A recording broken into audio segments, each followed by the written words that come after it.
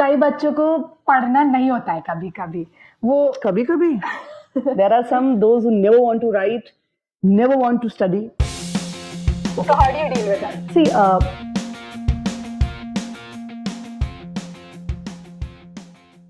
Hi everyone, welcome back to Life Between the Pages. Today we're joined by someone very special, a teacher. Teachers are literally superheroes. They don't just teach subjects, they shape lives. Thank you so much for everything you do as a teacher and joining us here today. pleasure is always mine, Aina. Oh, and this series is here to help you figure out what you want to do when you grow up so that you don't end up becoming something boring. All right, let's dive in and welcome Nidi Ma'am. Thank you for inviting me, Aina. So, how have you been? I've been good, busy, and happy in what I'm doing. So, tell me why teaching? Like, why did you choose that as your career? Okay, teaching was not my first choice because from the generation I come, that time a kind of revolution has started where girls wanted to go and explore something apart from teaching and maybe something other coming out of this housewife zone, right? So I was into IT. I had studied, but I went and worked in a bank. But I got married, and after that, when I had to cater my family needs, then just I went into teaching. You can say it just happened. But once I went into this teaching profile, I found that I totally and thoroughly loving it. It was amazing teaching those little wonderful kids, I would say. But they're very naughty It sometimes. doesn't matter, everyone is naughty. Kids are naughty, even our own kids are naughty. But you have to understand them, you have to understand their psychology, and you can do amazing as a teacher. We all have that one teacher who has changed our life. So, what do you think a teacher has, and how do they impact a child's future? Okay, yes, we all have, and teacher is like a second mother for the child. Once a child is after that, I would say that close shelter of their parents, it comes out and it goes to the school, and it relies on the teacher. So I would say the words of the teacher or the sentences or whatever they say to the child is like an anthem. They believe in that. And so I think it's very important for teacher to be very mindful, very careful while handling the children. हाँ, क्योंकि बचपन से उनके Yes. पास होते हैं एक एक word Yes, is us, just- just for a reference, I would say, when you were small, Anna, and you were in pre-primary, You don't even know one, where this of is course, going. that's like. So when a teacher would give you a star for doing something good, you would come home happily, dancing, laughing, and first thing you will tell your mother, "Ma'am has given me star because I did something good," isn't it?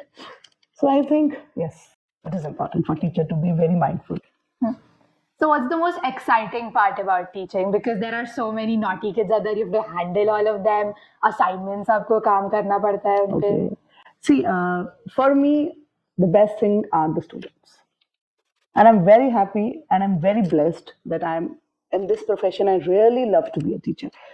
Because when I want to understand what child needs, what a student wants. See, it's very important to understand their mindset. It's not that, I cannot just go and teach and come out. I have to make a connection with them. And I think I love to form a connection with the students. So, can you share a moment where you were like, हाँ यार मेरी job मैंने आज finally कर दी है सच्ची में मैंने कुछ impact डाला. See, that's every day. That's every day. Why? Because when I started my teaching career, I started with pre-primary. Now after this good 10 years, I am teaching classes 6, 7, and 8, and I'm class teacher of class 7. So since you're also a teenager, you would understand that what all changes a teenager goes through. Be it a boy, be it a girl. So sometimes they feel that our mother or my father or our parents, they are not understanding us. In that case, it's very important to talk to them. Sometimes they want someone to open up without judgment, without biasing. So I feel that's very important. And if every day is different for me, every day I go and I want my students, when I'm teaching in the class, I want them to happy, interactive. And when when they come to me for some kind of advice or they want to share something with me, I want to be their friends. So they understand that teacher was also like this when she was in her teenage. So, what keeps you motivated? Students. I would say students.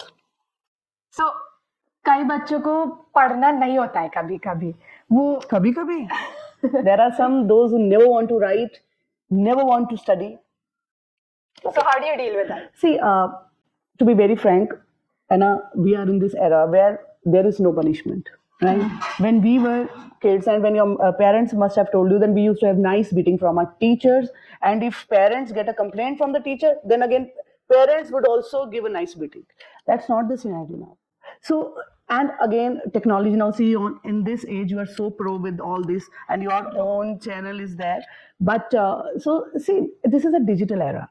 And nowadays, working on a computer using a keyboard is more handy for the students or for your generation than writing. They would prefer, typing. So there are many children who do not want to write, but that doesn't mean they are not intelligent or they do not have brains. They just don't want.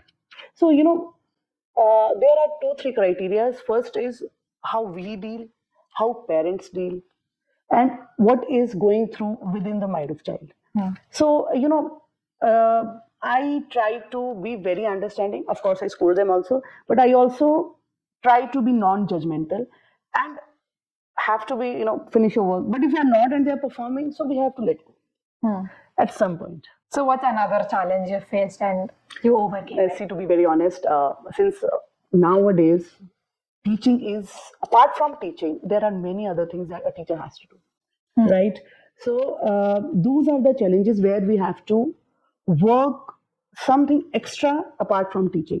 Suppose there are annual programs, there are literary programs, there are some what we say talent hunt and all, quiz and all. So we teachers have to give our 100% so that the student performs really well in all the क्योंकि space. हर बच्चा अलग तरीके से खुद को Absolutely. दिखाता है. Yes. So think about 40 kids in the class, Yes. plus all the classes you take care of. Yes, even where I do not take care, even I try to connect with those students also because they're also students. Ultimately, maybe someday I will teach them also.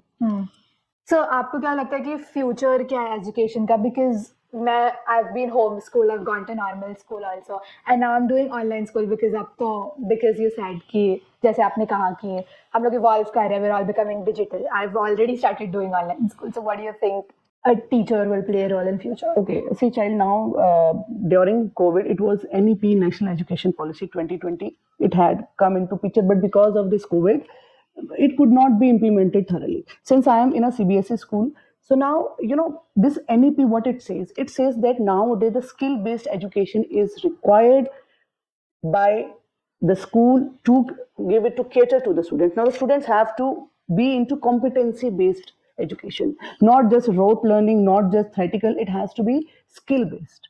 So now even our government, our Prime Minister, Mr. Narendra Modi, is saying that we all have to make sure that the coming generation, our youth, is skillful.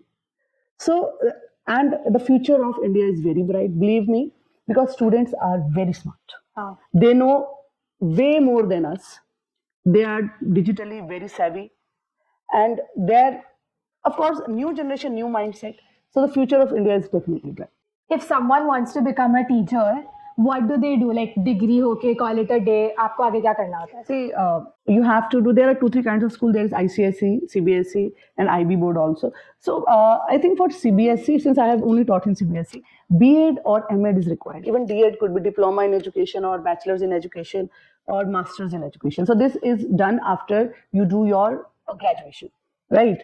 And if you want to go ahead with higher classes, means 11, 12, you can go with your post graduation. And for IB, there is different skill set. I think there are some different programs they provide. So, आपने आपकी शादी के बाद ये पढ़ के teaching करी? Yes. So I did my B.Ed and then I got into teaching. So degree लेने के लिए कितना टाइम लगता है? लाइक वो टफ होता है क्या? एंड देन यूर लाइक अरे अब मैं होंगी जो असाइनमेंट दूंगी इन बच्चों को और मेरे को नहीं मिलने वाला. नहीं, see, it's not like that. Here I was studying to further be a teacher. So of course I had to go through all the grilling and all kind of assignment that I had to make, and it takes 2 years to complete your B.Ed. Earlier it was like a year, but now it's 2 years. So it's of course taxing for a person like me or any housewife or any lady who is also taking care of house or maybe also working somewhere and doing B.Ed, but it's fruitful. So if you're doing something else and then you're also studying for B.Ed, then does that work out? या आपको सिर्फ वो sole focus करना पड़ता Okay, है? see, there are 2, 3 criteria. If I want to just teach in pre-primary, then I need to have NTT or Montessori training. Okay, so since when I was teaching in 2008, I was already teaching in a primary school. So there I had done a small course provided by school itself. But if you want to move to primary, of course, B.Ed is needed. And for secondary, B.Ed is needed. But middle school and till middle school, yes, B.Ed is needed. But when you come to middle school plus secondary, you need post graduation also. And for higher classes also, you need post graduation. So means again, according to your, the interviews and your skill, you get promoted. Or maybe you directly go for 11th, 12th. That's how you take your studies forward like that. So you did it while you were also working in the bank, or? See, child, when I joined my school, before that, I was not B.Ed. So when I joined, I was in pre-primary. So that year I did. That for the 2 years I did it, and I then went ahead. So while working for Yes, primary, yes, so it's yes. For pre-primary. pre-primary. Yes. So it's doable when you're doing something else and studying for it. Where there's a will, there's a way. So this is for the students. Like बहुत सारे बच्चे बहुत shy होते हैं and they don't have confidence in their own abilities. How do you help them find their confidence? Like any advice for them? See, first of all, every person is different. Not everyone is a stage person. Every person has a different personality. However, it is very important as a teacher to bring them out of their shell. Some children, they do not want to come on stage. As much as you put an effort, they will not come.